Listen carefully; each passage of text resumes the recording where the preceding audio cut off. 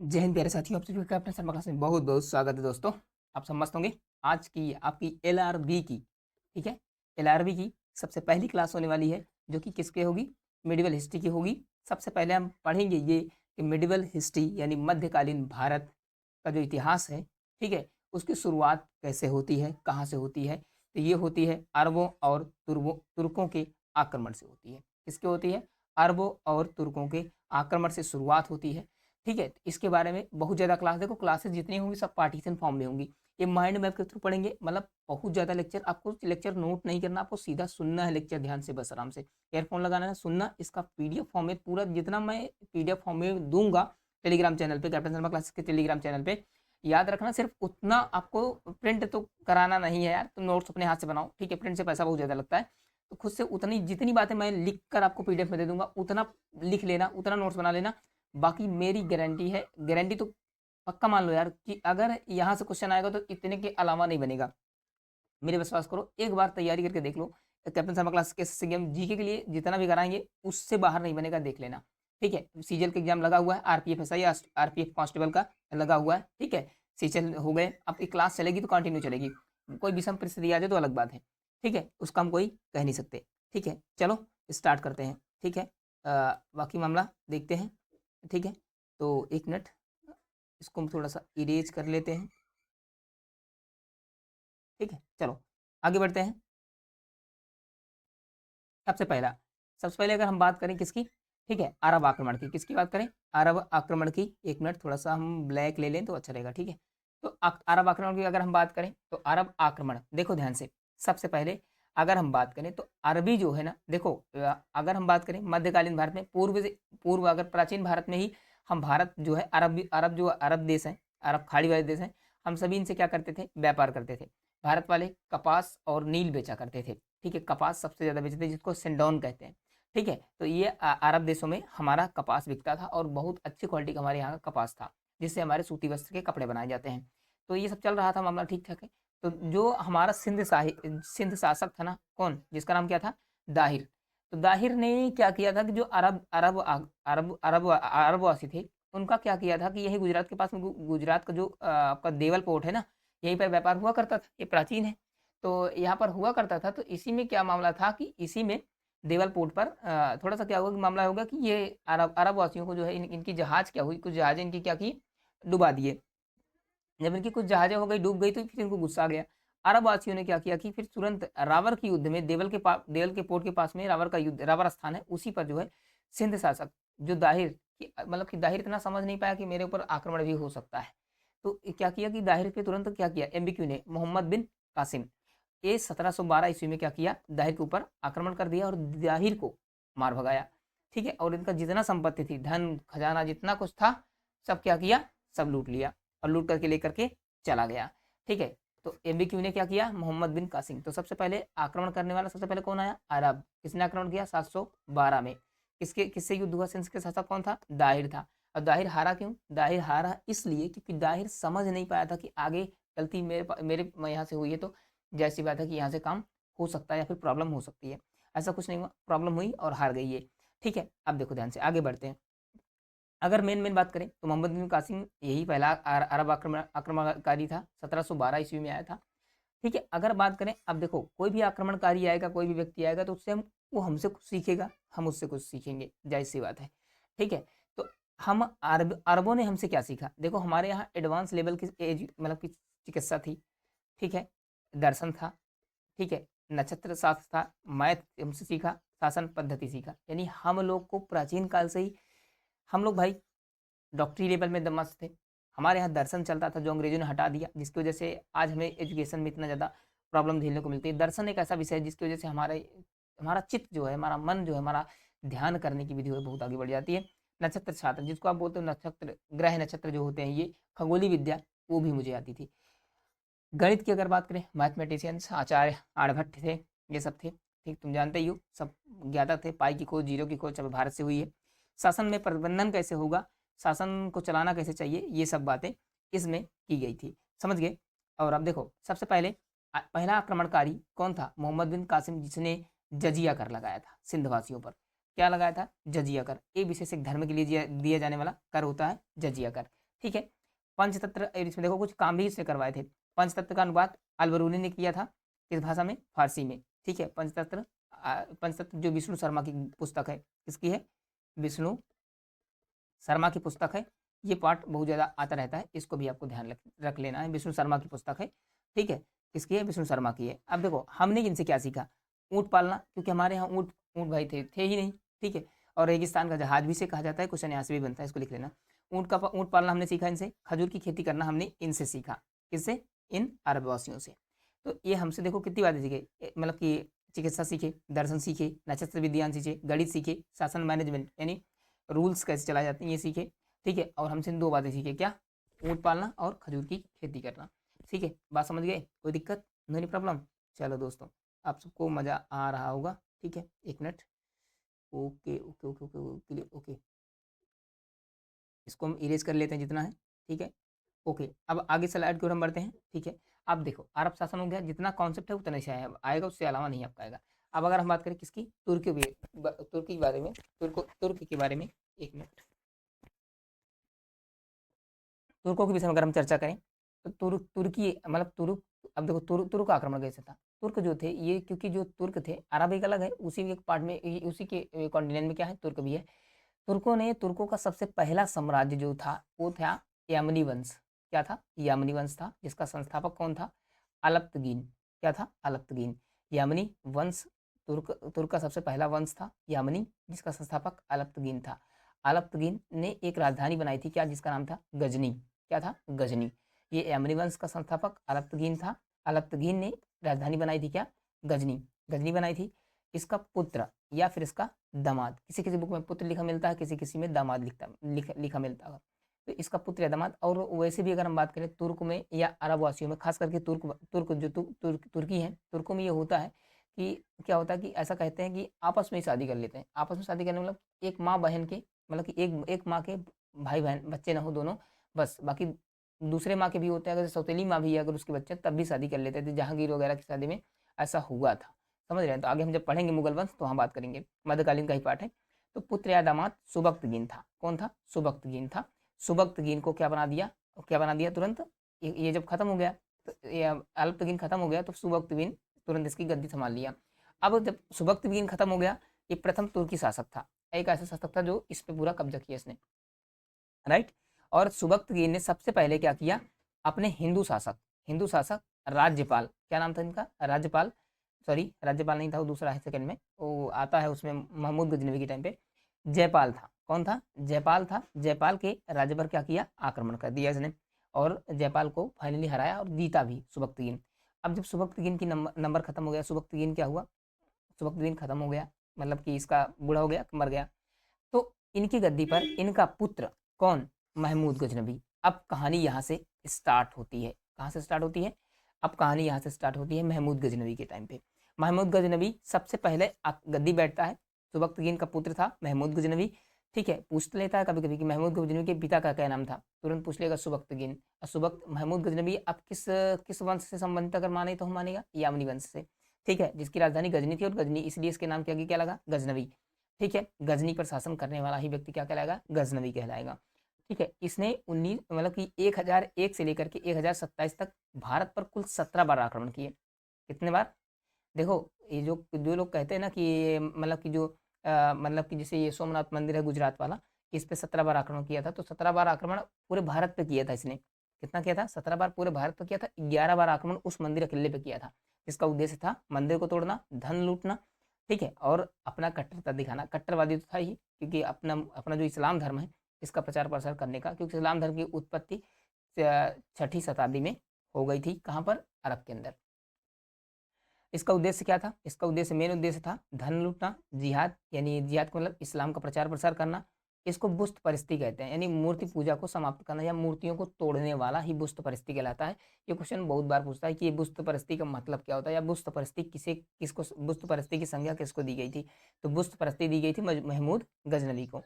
इसके आक्रमण की हम बात करें, सबसे महत्वपूर्ण आक्रमण में आता है, सबसे पहला इसका आक्रमण था 1001 वाला, जिसमें हिंदू शासक जयपाल पे इसके पिता ने, सुबक्तगीन ने भी आक्रमण किया था, और इसने भी दोबारा आक्रमण किया था 1001 में जयपाल पर, ठीक है। और महमूद इसने जयपाल को हरा दिया था। और ये सबसे पहला आक्रमण था 1001 वाला जयपाल के टाइम पे। ठीक है, बात समझ में आ गई होगी। ठीक है, चलो आगे बढ़ते हैं, क्लियर हो गया होगा। ठीक है, आगे बढ़ते हैं हम। ठीक है, अब देखो सबसे पहले महत्वपूर्ण है सोमनाथ मंदिर, जो कि गुजरात के समुद्र तट पर स्थित था। ठीक है, 1925 में भीम सेकंड, भीम भीम भीम यहाँ पर प्रथम नहीं होगा, सॉरी, यहाँ पर भीम द्वितीय होगा, भीम के टाइम पे होगा, यहाँ पर कर लेना इसको। ठीक है, भीम द्वितीय के समय आक्रमण किया था। और भीम द्वितीय को मतलब ये एक अकुशल राजा था, इसके पास कोई कुशलता नहीं थी, योग्यता नहीं थी इसके, इसलिए तो इसको हरा दिया। अगर ये ताकतवर होता तो इसकी औकात थी, इसको हरा देता, युद्ध तो तगड़ा होता ना। मतलब इसकी इसकी मतलब की अकुशलता की वजह से जो है सोमनाथ मंदिर पर आक्रमण हुए। सबसे पहले किस में हुआ था? 1925 वाला भीम द्वितीय के समय, यहाँ पर प्रथम नहीं होगा, द्वितीय होगा। ये क्लियर हो गया। ये क्वेश्चन पूछता ही इसलिए मैं बता दे रहा हूँ। ठीक है, ये पूछेगा कि 1025 में या 1025 में ईस्वी में या 1025 ईस्वी में सोमनाथ मंदिर पर जब आक्रमण किया था महमूद गजनवी ने, उस समय शासक कौन था? हिंदू शासक कौन था? ये भीम द्वितीय था, इसके समय हुआ था। अब बात करें अलबरूनी, फिरदौसी, उतबी। ठीक है, ये सब इसके क्या थे? दरबारी विद्वान थे। जैसे जानते हो हर राजा दरबारी विद्वान रखता था, कवि रखता था, तो ये भी रखा करता था। 12वीं शताब्दी में, अब देखो इसी के लगे हाथ, क्योंकि आगे भी इसका इसी में एक पार्ट जुड़ेगा। ये तो हो गया, अरब हो गए, तुर्की हो गए, तुर्क में ही अभी आएगा। तुर्की शासक कौन था? एक मोहम्मद गौरी था, उसके विषय में भी यहीं से शुरुआत होगी। 12वीं शताब्दी में, कहाँ पर? 12वीं शताब्दी में गजनी में ही एक किसका? गौर वंश का उदय हुआ, यानी गौर वंश का उदय हुआ, जो कि गजनवी साम्राज्य के अधीन था। यानी कहने का मतलब जब गजनवी था तो उसी उसी के एरिया में एक गौर वंश का उदय हुआ, जिसका जो मतलब कि क्या था? संसबनी राजवंश का इस पर शासन था। कहने का मतलब है कि ये एक गौर साम्राज्य, एक गौर छोटा सा एरिया था, उसमें संसबनी राजवंश का क्या था? शासन था। जब मोहम्मद मतलब कि जिसका संस्थापक कौन था? मतलब कि कहने का मतलब है संसबनी राजवंश का था मोहम्मद गौरी, इसी का वंश था, वंशज था, और इसका नाम मोहम्मद गौरी था, इसीलिए इसके नाम पर मोहम्मद गौरी पड़ा, गौर वंश का संस्थापक था। ये किसके अधीन आता था? गजनई की था। जब जानते होते कि जब कोई राज्य एक कमजोर होता है तो अपने आप क्या होता है? उसका उभरता है, उदय होता है। तो जैसे ही गजनी देश मतलब कि गजनी साम्राज्य क्या हुआ? वो डाउन हुआ, डाउन हुआ, गजनवी थोड़ा सा कमजोर बैठा। अब देखो एज तो सबकी होती है ना, सब तो यार बूढ़े होते हैं ना, सब तो कमजोर होते हैं ना, एक टाइम हर किसी का टाइम एक जैसा नहीं होता। तो क्या होता है कि जब ये कमजोर पड़ा तो गौरव वंश क्या हुआ? उभरा जाके मोहम्मद गौरी ने। और तब भी मोहम्मद गौरी गजनवी से डरता था कि अगर हम इनसे आक्रमण करते हैं तो पक्का ये हम मुझे हरा देंगे, क्योंकि इसका सेना कट्टरवादी था, भी मार देगा मुझे भी। तो इन्होंने क्या किया कि इन्होंने अपने देश में यानी गजनवी पर कब्जा, गजनी देश पर कब्जा ना करते हुए इसने सोचा कि क्योंकि जब ये मोहम्मद गजनवी वहां गया, 17 बार आक्रमण किया, बार बार लूट के आ रहा था, इसका मतलब है कि भारत में बाकायदे क्या है? बाकायदे धन दौलत तो बराबर है, हम भी चलते हैं, प्रयास करते हैं, हम भी जीत के आएंगे। तो ये सबसे पहले समझे ना बात को। अब आगे बढ़ते हैं अगली स्लाइड पे। ठीक है, तो ये मोहम्मद गौरी का स्टार्ट हो गया यहाँ पर। ठीक है, मोहम्मद गौरी सबसे प्रथम आक्रमण तो सोचा कि अब यहाँ तो हम भाई मार दिए जाएंगे अगर यहाँ करेंगे। तो सबसे पहले ये 1175 में, कब? 1175 में। ठीक है, 1175 में, यानी कहने का मतलब है कि 1025 जो सोमनाथ के मंदिर से लेकर के 1100 तक किसका राज्य था? महमूद गजनवी का था, उसने रहा। फिर 1175 में, 1175 में, ठीक है, मोहम्मद गौरी ने सबसे पहले मुल्तान, जो कि क्या था? कर करमाथी एक जाति होती है यहाँ पर, जो कि मुसलमान शासक था अपने इधर सिंध का प्रांत, जो आपका आज का अगर अफगानिस्तान और पाकिस्तान का एरिया है, इधर का। तो मुल्तान इसको कहते थे। ठीक है, इस पे आक्रमण किया और मोहम्मद गौरी ने इस मुसलमान शासक को क्या किया? जो करमाथी जाति का था उसको हरा दिया। ठीक है, अब इसको हरा दी तो इसको लालच लग गई, इसने स्थापना कर ली, वहाँ पर रुक गया। अब इसने दूसरा 75 के बाद 3 साल बाद फिर चढ़ाई की इसने भारत पे, गुजरात में आक्रमण किया। मुल्कराज द्वितीय उस समय शासक था, ये भी हिंदू शासक था। ठीक है, मुल्कराज द्वितीय ने, तो जैसे इसने किया, मुल्कराज इनसे ताकतवर था और इनको क्या किया था कि पकड़ के सीधा पीट दिया। मतलब कहने का मतलब इनको क्या किया? हरा दिया। मुल्कराज द्वितीय ने क्या किया? इनको तुरंत हरा दिया। और तुरंत जब इनको हराते फिर पुनः जहाँ थे करमाथी पे, जिसको मुसलमान को हराए थे, वहीं पर वापस चले गए। अब ये फिर प्रयास किए, 78 में आए। अब कितने में? लगभग यहाँ से अगर हम बात करें 13 साल बाद ये फिर आक्रमण किए, जिसमें तराइन का युद्ध हुआ। और उस समय हिंदू शासक कौन बैठा था? पृथ्वीराज चौहान, वो भी ताकतवर शासक, चौहान वंश का था। इसने फिर गौरी को क्या किया? फिर काड़ा कस के, कहने का मतलब है गौरी को क्या किया? फिर से पीटा। फिर गौरी भाग गए, और गौरी भाग गए, फिर 1 साल तैयारी किया मोहम्मद गौरी ने, और फिर तराइन का दूसरा युद्ध हुआ, जिसमें कि जिसमें कि क्या किया था इसने, पृथ्वीराज चौहान की जो जो सेना नायक था जिसका नाम था जयचंद। जयचंद ने कहने का मतलब धोखा दिया था पृथ्वीराज चौहान को। अगर धोखा जयचंद न देता तो मोहम्मद गौरी की औकात नहीं थी कि पृथ्वीराज चौहान को हरा देता। ठीक है, तो इन 1992 में पृथ्वीराज चौहान की हार हुई किसकी वजह से, जयचंद की वजह से। जयचंद ने क्या किया, इनको धोखा दे दिया, जयचंद की नाकामी से या धोखेबाजी से। ठीक है, किससे, धोखेबाजी से। कौन हारा, जय पृथ्वीराज चौहान। और पृथ्वीराज चौहान को क्या क्या बना दिया गया, बंदी बना दिया इसने। ठीक है, बात समझ आ गई, क्लियर हो गया सारा मैटर। चलो, तो मामला ये रहा। ठीक है, अब देखते हैं मोहम्मद गौरी देखो 92 से जीत गया, भारत पे इसका राज्य हो गया, मोहम्मद गौरी आराम से जीत गया। अब मोहम्मद गौरी का मेन उद्देश्य ये नहीं था कि इसका मेन उद्देश्य, इसका भी मेन उद्देश्य था कि यहाँ पर पैसा धन जितना पाए सब लूट के चले गए। तो ये जब 1192 में जीता मोहम्मद, मतलब कि पृथ्वीराज चौहान को हराया ना, तो पृथ्वीराज चौहान को हराया, तो यहाँ पर जितना धन दौलत पृथ्वीराज चौहान के पास था उन सबको लूट करके कहाँ ले चला गया ये मोहम्मद, मतलब कि गौर वंश में चला गया, अपने गौरी साम्राज्य में लेकर के चला गया, लेके चला गया। आप कहेंगे अब जब यहाँ पर लूट के चला गया तब यहाँ तो भाई पृथ्वीराज चौहान को तो मार दिया। तो पृथ्वीराज चौहान को मार दिया, पृथ्वीराज चौहान को जब मार दिया तो फिर बचेगा कौन, कोई नहीं। तो अब यहाँ पर कोई होना चाहिए, तो इसके 3 गुलाम थे जो कि इसके सेनापति का काम करते थे। कौन कौन, एक कुआचा था, यल्दौज था और ऐबक था। तो कुआचा और यल्दौज को अपने साथ लेकर चला गया। और ऐबक को कहा, ऐबक ने कहा कि नहीं मुझे शासन नहीं करना। तो ऐबक ने जो है यहीं रुक करके भारत पे राज्य किया और गुलाम वंश की क्या कर दी, स्थापना कर दी और संस्थापक बन गया। ठीक है, तो यानी कुआचा और यल्दौज चले गए इनके साथ, 3 गुलाम थे, कुआचा यल्दौज ऐबक यहीं रुक गया, कुआचा और यल्दौज चले गए इनके साथ। अभी जब एक मतलब कुतुबुद्दीन ऐबक जब मरेगा ना, तो जब यहाँ पर बैठेगा वो, ठीक है, ऐबक, ये तो मतलब कि ऐबक गुलाम वंश का पहला संस्थापक था, कुतुबुद्दीन ऐबक के बाद जब अभी बैठेगा ना, ठीक है, तो जब इसके बाद वाला जब इसका इसका मतलब कि वो एक गुलाम था, इसका कोई पुत्र तो था नहीं, बूढ़ा तो खुद ही हो गया था ये। ठीक है, ये 1206 ईस्वी में बैठता है, गुलाम वंश की स्थापना करता है। उसके बाद लगभग 5 साल से चलता था, 1211 ईस्वी में फिर क्या करता है, तुरंत ही इसका गुलाम, एक नया गुलाम बैठता है। ठीक है, तो वो जब बैठेगा तो फिर क्या करेगा, ये कुआचा और यल्दौज फिर से आक्रमण करेंगे, क्योंकि इधर 1206 ईस्वी में मोहम्मद गौरी मर गया। अब गौरी वंश पर एक कुआचा और यल्दौज शासन करने लगे। अब इधर का कौन कर रहा है, ऐबक कर रहे हैं। तो जब ऐबक मरेगा तो कुआचा और यल्दौज कहेंगे चलो हम, क्योंकि हमारे मालिक का दिया हुआ वो जीता हुआ क्या है, पूरा साम्राज्य, तो हम वहाँ पर करेंगे, इनका कोई आदमी इस पर साम्राज्य पर राज्य नहीं कर सकता। तो कुआचा और यल्दौज दोनों मिल करके आएंगे और फिर युद्ध होगा यहाँ पर। ठीक है, तो कहने का मतलब मेन खेला यार युद्ध है, यहाँ पर धन दौलत ये है और तो कुछ नहीं है, समझ रहे हो। और एक महत्वपूर्ण गौरी का महत्वपूर्ण काम था, गौरी ने सिक्कों पर सिक्के के 2 पहलू होते हैं, एक ओर पर कालिमा खुदवाया था और दूसरे पे लक्ष्मी की आकृति खुदवाया था, जो कि धर्मों की समानता के विषय में बात करता था। ये किस पे बात करता था, ठीक है, धर्मों की समानता के बारे में बात करता था। बात समझ गए ना, तो ये था। ठीक है, तो बस इस क्लास में इतना ही था। क्लास बहुत लंबी नहीं होगी, 20 से 25 मिनट से हद है यार, इतनी ज़्यादा नहीं लेंगे क्लास। ठीक है, जिसमें गलती थी क्लास लेना और उसको सही कर लेना। ठीक है, नोट्स खुद बनाने का प्रयास करो यार, पीडीएफ के चक्कर में मत पड़ना। ठीक है, बहरहाल इसकी पीडीएफ आपको हम दे देंगे, इसमें कोई दिक्कत की बात नहीं है।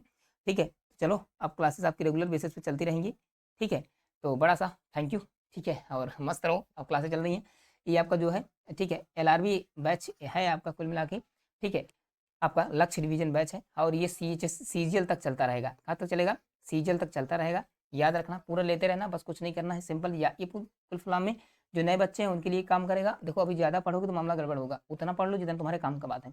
ठीक है, अब आपका क्या हो गया कि अरबी और तुर्की खत्म हो गए। अब कल आपका एक लेक्चर में क्या हो जाएगा, आपका गुलाम वंश भी निपटा देंगे। एक लेक्चर में सारा मामला आपका निपटता हुआ चला जाएगा, इसको देखते रहना।